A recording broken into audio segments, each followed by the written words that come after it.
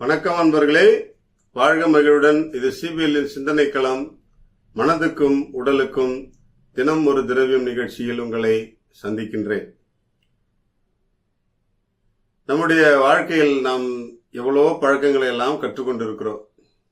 ஆனால் ஒரு மோசமான பழக்கத்தை நம்மளால சகித்து கொள்ள முடியாத ஒரு பழக்கத்தை நம்ம எல்லாரும் செய்யறதில்லை.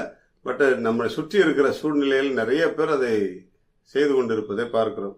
அது என்ன அப்படின்னா, தம் அடிக்கிறது தான், புகைப்பிடிக்கும் பழக்கம் தான். இந்த புகைப்பிடிக்கும் பழக்கம் எங்க உருவாச்சு அப்படிங்கிறத ஆராய்ச்சி பண்ணி பார்க்கும்போது மேற்கிந்திய தீவுகள் அந்த பகுதியில் தான் முதல்ல உருவானதாக ஒரு ஆய்வு சொல்லுது.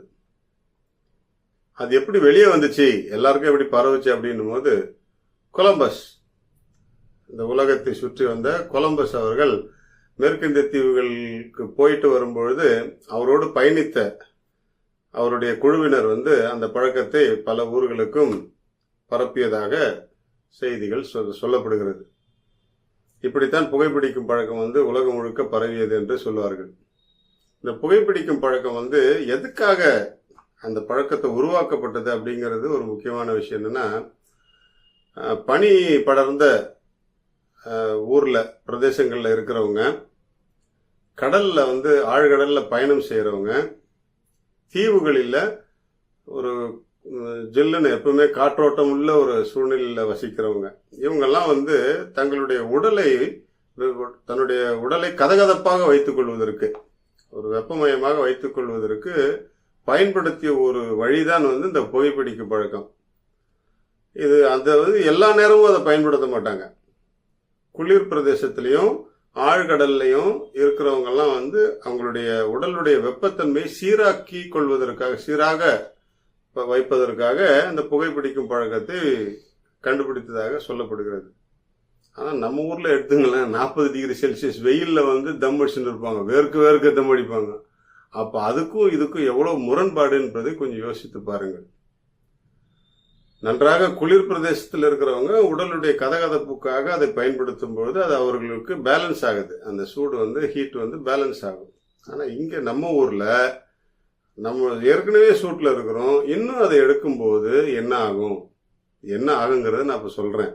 நம்முடைய உடல்ல ஏறக்குறைய 3 கோடி காற்று முடிச்சுக்கள் அப்படின்னு சொல்லுவாங்க, ஏர் பேக்ஸ் நம்முடைய உடல்ல இருக்கு.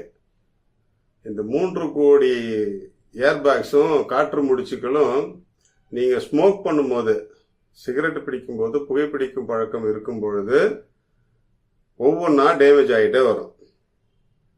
நம்முடைய வாழ்நாள் முழுக்க டேமேஜ் ஆச்சுன்னா கூட மீதி இருக்கும் அந்த காற்று முடிச்சுக்கள். ஆனா என்ன பிரச்சனை அப்படின்னு சொன்னா, அவை ஒன்றோடு ஒன்று இணைக்கப்பட்டிருக்கும்.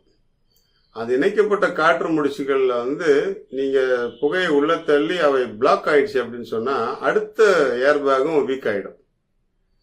இப்படித்தான் நம்முடைய நுரையீரல் மிகவும் பாதிக்கப்பட்டு வெளியே இருக்கிறது உள்ள வராம, உள்ள இருக்கிறது வெளியே போகாம கஷ்டப்பட்டு கடைசியில அது பெரிய நோய்க்கு கொண்டு போய் ஆஸ்மா, ஈஸ்னோஃபிலியா, வீசிங், அது இது கேன்சர் வரைக்கும் கொண்டு போய் நிப்பாட்டிடுது. இது தேவையா? கொஞ்சம் யோசிச்சு பார்ப்போமே. இந்த எல்லா பழக்கங்களுமே, உலகத்தில் கடைபிடிக்கப்படுகிற எல்லா பழக்கங்களுமே ஒரு நல்ல விஷயத்துக்காக தான் ஆரம்பிக்கப்பட்டது. அதை மறுக்கவே கூடாது, மறுக்கவும் முடியாது. ஆனா அதை எந்த சூழ்நிலையில் யார் பயன்படுத்தினால் நல்லா இருக்குமோ அவங்க பயன்படுத்தணும். ஆனா நாம என்ன செய்யறோம் கொஞ்சம் யோசிச்சு பார்ப்போம். குளிர் பிரதேசத்துல செய்யக்கூடிய பழக்கத்தை நல்ல வெப்ப மண்டலத்தில் இருக்கக்கூடிய நாம பயன்படுத்தும் பொழுது அப்படியே அது எதிர்மறை விளைவை தானே கொடுக்கும், நமக்கு நெகட்டிவா தானே மாறும். இது தெரியாம தான் நாம இவ்வளவு நாள் சிகரெட்டு பீடியும் பிடிச்சி நாசம் பண்ணிட்டு இருக்கிறோம் உடம்ப.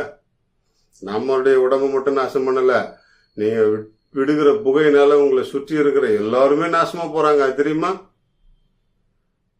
நான் அருகாமையில் ஒரு சிலரை கேட்பேன், என்னையா ஸ்மெல் அது, எப்படி இதை உங்களுடைய உடல்ல ஏத்துக்கிறீங்க அப்படின்னு சொல்லி கேட்பேன். நான் அவ்வளோ நாற்றம் இருக்கும், அவ்வளோ கடுமையான ஒரு ஸ்மெல் வரும். அதுல இருந்து கேட்டா அது இல்லாம இருக்க முடியல சார் அப்படின்னுவாங்க. அது இல்லாம இருக்க முடியும், கொஞ்சம் ட்ரை பண்ணி பாருங்களேன். நான் ஒரு சிலருக்குலாம் சஜஷன் சொல்லுவேன்.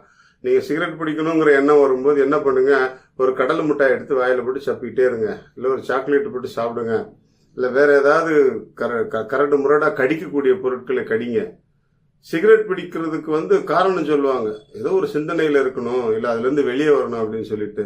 வேண்டாம், நீங்க 4 பேரோட கலகலப்பா பேசுங்க, ஒரு கேரம் போர்டு எடுத்து வச்சு விளையாடுங்க, செஸ் போர்டு எடுத்து வச்சு விளையாடுங்க, இல்லையா ஓன்னு கத்துங்க, சத்தமா பாட்டு பாடுங்க, எல்லாம் கிளியர் ஆயிடும். சிகரெட் பிடிக்கிறதுனால எந்த பலனும் கிடையாது, இழப்புகள் தான். உங்களுடைய ரத்த நாளங்கள்லாம் சுருங்கி விரிஞ்சி நாசமா போய் கடைசியில செத்து தான் போவீங்க. எல்லாரும் செத்து தான் போறோம், ஆனா சீக்கிரம் செத்து போறது, அது கொடுமை அனுபவித்து செத்து போறது தேவையான்னு சிந்திப்போம்.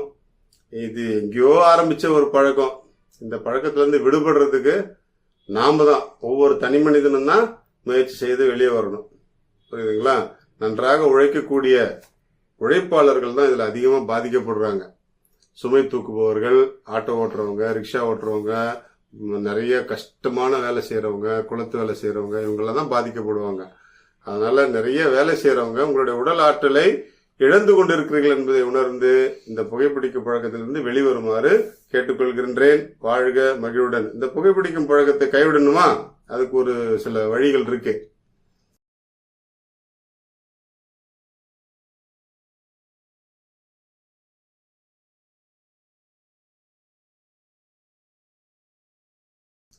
மனசு இருந்தா மார்க்கம் உண்டு அப்படின்னு சொல்லுவாங்க, மனம் இருந்தால் மார்க்கம் உண்டுன்னு சொல்லுவாங்க இல்லையா?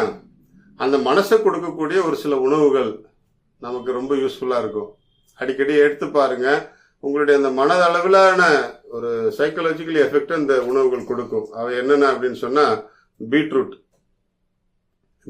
அடிக்கடி எடுத்துக்கிட்டீங்கன்னா உங்களுடைய மனம் தவறான செயல்களை நோக்கி செல்லாது. மாதுளை, வேர்க்கடலை, வாழைப்பழம், இன்னும் அது தேன், இந்த 5 வகையான உணவுகளை நீங்கள் எடுத்துக்கிட்டே வந்தீங்கன்னா தீமையான எண்ணங்கள், தீமையான நாட்டங்களிலிருந்து உங்களை விடுவித்துக் கொள்ள ஒரு நல்ல வழியாக இருக்கும். வாழ்க மகிழ்வுடன்.